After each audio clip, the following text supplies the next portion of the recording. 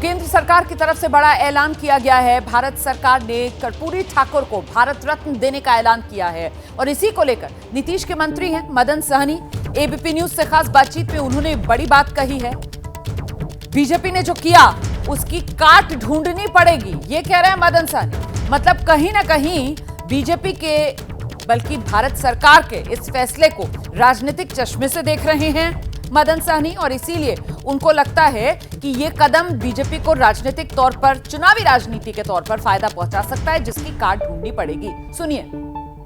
भारत रत्न की उपाधि जननायक कर्पूरी ठाकुर को दी गई है, इस पर क्या है प्रतिक्रिया? पहली प्रतिक्रिया मदन सहनी जी से लेते हैं। ये जो अति पिछड़ी जाति से, समाज से जो आते हैं कर्पूरी ठाकुर जी, उनको जो बीजेपी या केंद्र सरकार, राष्ट्रपति ने जो दिया है, दी है उपाधि, उस पर आपकी क्या प्रतिक्रिया, कैसे देख रहे हैं इसको? नहीं, आज आप सिर्फ हम ही नहीं, पूरा बिहार का जो अति पिछड़ा है, दलित है, जो शोषित है, पीड़ित है, वंचित है, सभी लोग खुश हैं आज।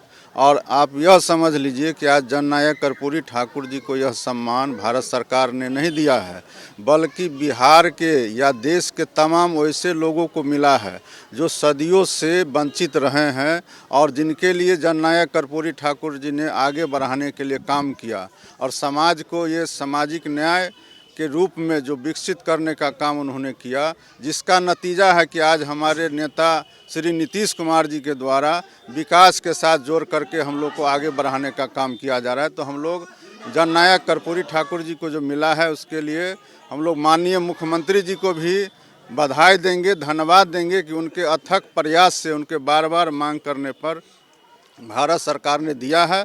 और भारत सरकार ने जो यह भारत रत्न देने का काम किया है, इस विशेष उपलब्धि के लिए हम बिहार के लोगों के तरफ से, अति पिछड़ा के तरफ से, दलितों के तरफ से, हम अपनी तरफ से भारत सरकार को हम धन्यवाद देते हैं, आभार व्यक्त करते हैं। वह भारत रत्न अगर दिया गया है तो इसके लिए भारत सरकार बधाई के पात्र हैं और यह सम्मान यहाँ के गरीब गुरबा को मिला है। और हम लोग को नहीं लगता था कि भारतीय जनता पार्टी के खास करके राज्य में भारत रत्न मिल सकता है, इसलिए इस बात पर हम लोग को लगता है कि बहुत बड़ा विराम लगेगा। आपको लग रहा है कि जो बातें चली आ रही थी कि बीजेपी के साथ नीतीश कुमार आ सकते हैं, तो ये वो जगह है, ये वो समय है, एग्जैक्टली आ गया है जहां पर कि ऐसा हो सकता है कि क्योंकि आप भी अति पिछड़ा समाज की बात करते हैं, आपके भी समर्थक हैं, आपके भी वोटर हैं, जो बीजेपी के वोटर भी हैं, तो ऐसा लग रहा है कि ऐसा कुछ हो सकता है?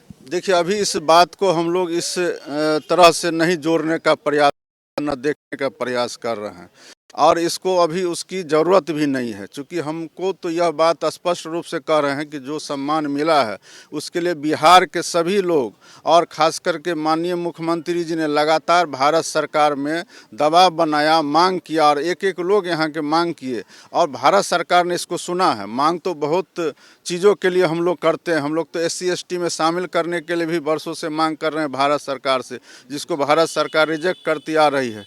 तो मांग मान लेती है तो ये बड़ी उपलब्धि है और ये गौरव का क्षण है, इसके लिए हम भारत सरकार को बधाई देते हैं। आपने सुना मदन सहनी जी को सीधे तौर पर बीजेपी की तारीफ के पुल और साथ ही ये कहते हुए कि अब जो परसेप्शन है बीजेपी का वो बदलेगा। बहुत बड़े संकेत। हमारे सहयोगी शैलेश के साथ प्रकाश कुमार, एबीपी न्यूज, पटना।